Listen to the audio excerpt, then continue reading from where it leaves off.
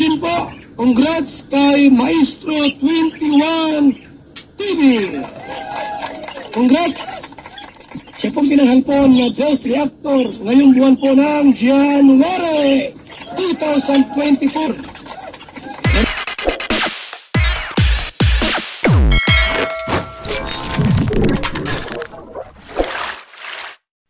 Okay, guys, malungkot na balita mga kalingap, ha? So, pinag-uusapan po sa buong community po ng kalingap ang tungkol po sa balita na ang ating pong Princess Reyna ay iniwan sa Maynila ng kanya pong pinakamamahal nga ba? Mahal na ina. Okay, so bago po yan, tayo muna po ay babati. Isang mapagpalang umaga, tanghali, gabi po sa inyong lahat. Sana po ang lahat ay nasa mabuting kalagayan at ligtas po sa anumang kapahamakan saan po kayo dako ng mundo naroroon. Ako po muli ang inyong lingkod, Maestro 21 TV. At shout out sa ating ama at founder po ng Kalingap, Kuya Val Santos Matubang. Tangkilikin po natin Ate Edna Vlog, Kalingap Rob, Kalingap Dan, Kuya Brooks Vlogs at Roel of Malalag. At kung bago lang po kayo sa munting channel na ito, sana po ay inyo rin pong tangkilikin sa pamamagitan po ng pag-like, share, and subscribe.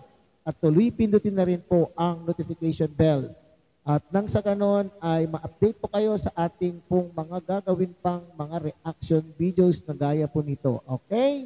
Regalo shout out sa ating mga kasamahan po dyan sa Karepa, Kalingap Reactor Partners. Sa pamumuno po yan ng aming presidente, Javier De Leon, a.k.a. Birador. At tangkilikin din po natin ang ating mga kasamahang Kalingap Partners, Kalingap Charity Vloggers, at na nakatalaga po dyan sa iba't ibang Kalingap landing pad sa ating bansa. Okay? At siyempre sa inyo pong mga Kalingap subscribers, solid supporters, and organic sponsors, magandang umaga, magandang gabi din po sa inyong lahat. At ganoon din po sa ating mga kapatid po dyan sa Team Siomay ng Kalahi Community at ng buong Kalahi Community. Okay, so wala po tayong video ipapakita ngayon pero mayroon po kasi ditong message or post. Okay, meron po ang post si Founder Ann sa kanya pong community at nandito po nga sa nandyan po sa ating screen. Nandyan po sa ating screen ang kanya pong post. At sinasabi po ni Founder Anjan, mga kapatid, na mayroon pong nagkomento. Mayroon pong nagkomento. Ewan natin po kung saan i-GC ba yan o kung saan. Okay? Basta ito ay ipinost ni Founder Ann na sinasabi na iniwan daw po, nagtataka po yung nagkomento dyan kung bakit iniwan po si Reyna dito sa Manila kasama po ang kanyang kapatid na nagngangalang Danica. Okay, kung totoo man po ito, mga kababayan, mga kalingap, kung totoo itong balitang ito, naku po, masasabi ko, hindi nag-iisip ang kanya pong ina.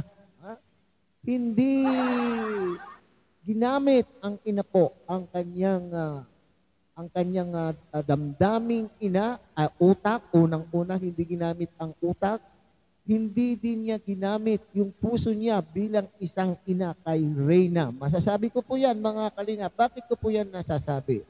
Alam na alam po natin mga kalingap kung ano ang kalagayan. Kung ano yung mental capacity. Ang alam natin kung ano yung pinagdadaanan po ni Reyna sa ngayon. At priority nila, kaya po ibinigay po ng Kalingap sa ina po niya dahil siyempre, ina nga. Ang ina ay may karapatan mag-alaga sa kanyang anak. At sa isip siguro ng Kalingap na mapapantayan po nila yung pag-aaruga at paglingap o pagmamahal na ibinigay po ng tagapangalaga po ni Reyna. At yun naman po ay nakita natin na bago po ang kalagayan po ni Reyna. At nakakausap na ngayon Ngayon, itong mga wakwak na sponsor, kaya maluwag, ibinigay, ipinaubaya po ng Kalingap po doon sa kanyang ina na ah, sa pag-asa na itong mga sponsor ay gagawin po nila yung kanilang pangako na ang priority nila ay dalhin si Reyna sa isang espesyalista. Pero ano po ang nangyari?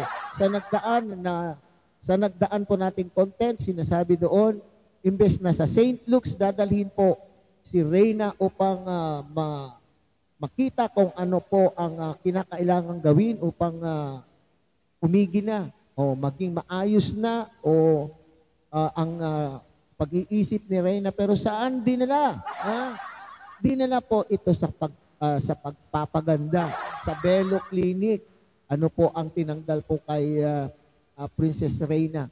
Tinanggal ang kanyang mga whiteheads at ang kanyang mga blackheads.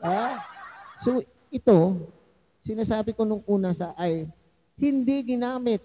Very irresponsible ang ina po. Pasensya na po, Melanie, kung sasabihin kong very irresponsible ka.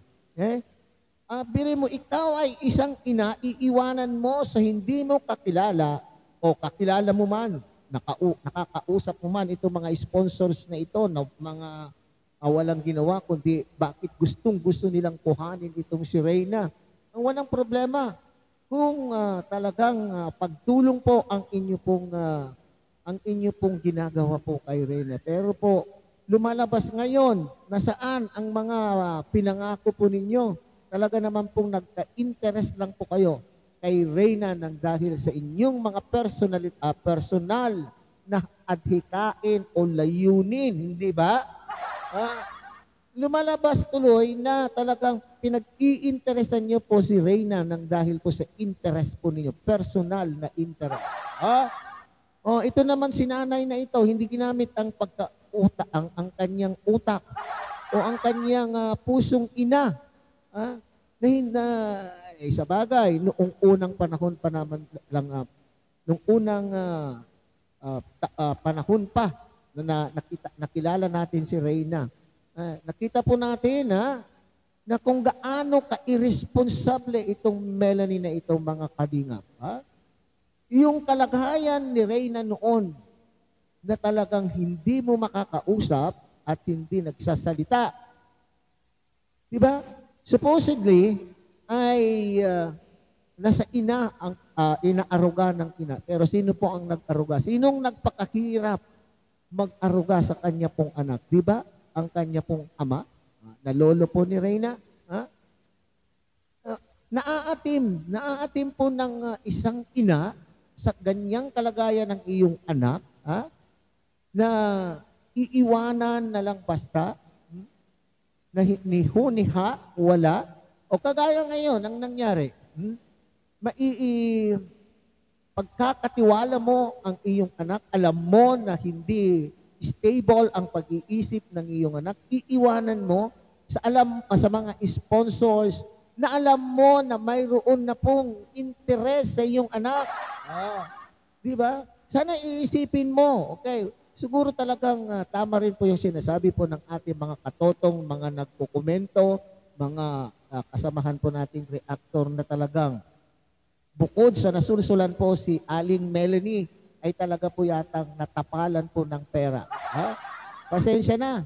Ang tinitignan lang po kasi dito ni Melanie, mga kapatid, ay yung pera na kanya pong makakamit sa pangako ng mga wakwak na sponsors. Talagang yun po ang nasa isip ko ngayon ng mga nagmamahal po kay Reyna. Kasi kung hindi sa pera na pangako ng mga sponsor, bakit iiwanan mo doon ang anak mo? Kung ang pangako po nila ay tutulong po sila sa pagpapagamot, di sana nung na-examine na, kung totoo man na kayo po ay napunta dyan sa St. Luke's, dapat nung umuwi ka, kasama mo po yung inyong mga anak. Okay? Kung totoo itong balitang ito, mga kababayan o mga kapatalingap, kung totoo na iniwan talaga ni Melanie, kung iniwan po talaga sa Manila ang kanyang anak, nako, napakalayo po ang Manila mula po sa Daet, na kapag mayroon pong nangyari, kapag nag-seizure itong Reyna, pag inatake ng kanyang sakit, napakalayong tatakbuhin mo at hindi mo kaagad-agad madamayan ang iyong anak. Yun sana ay, kung talagang ina ka, yun ay dapat kinisip mo. Ha? At ito naman po mga sponsor, bakit naman po kayo ay, bakit nyo naman naisip na paiwanan si Reyna? Ha? Bakit naman nyo inisip na paiwanan? Hindi po nyo naisip na mas magandang ang magiging kasama po ni Reyna sa panahon na ganito na hindi pa po siya stable ay yung kanyang ina? Nako po, yan talagang kahaman ang mga sponsor na ito. Sorry to say, pero yan po ang mga nasa isip natin ngayon. Tayong lahat na nagmamahal po kay Reyna, ay yan ang iniisip po natin. Ang sarap, nako po. Itong nanay na ito, napakasarap. Okay, so hanggang dito na lamang po tayo mga kalingap. Muli, tangkilikin po natin Kuya Bal Santos Matubang, Ate Edna Vlog, Kalingap Rob, Kalingap Dan, Kuya Brooks Vlog, and Roel of Malalag. At siyempre, pinapakiusapan po kayo ng inyong lingkod na sana po ay idamay na rin niyo po sa inyong pagsuporta ang munting channel na ito sa pamamagitan po ng pag-like, share, and subscribe. At tuloy pindutin na rin po ang notification bell para sa susunod pa pong mga reaction videos na ating gagawin. Muli isang mapagpalang umaga, tanghali, gabi po sa inyong lahat. Mabuhay po kayo and God bless everyone.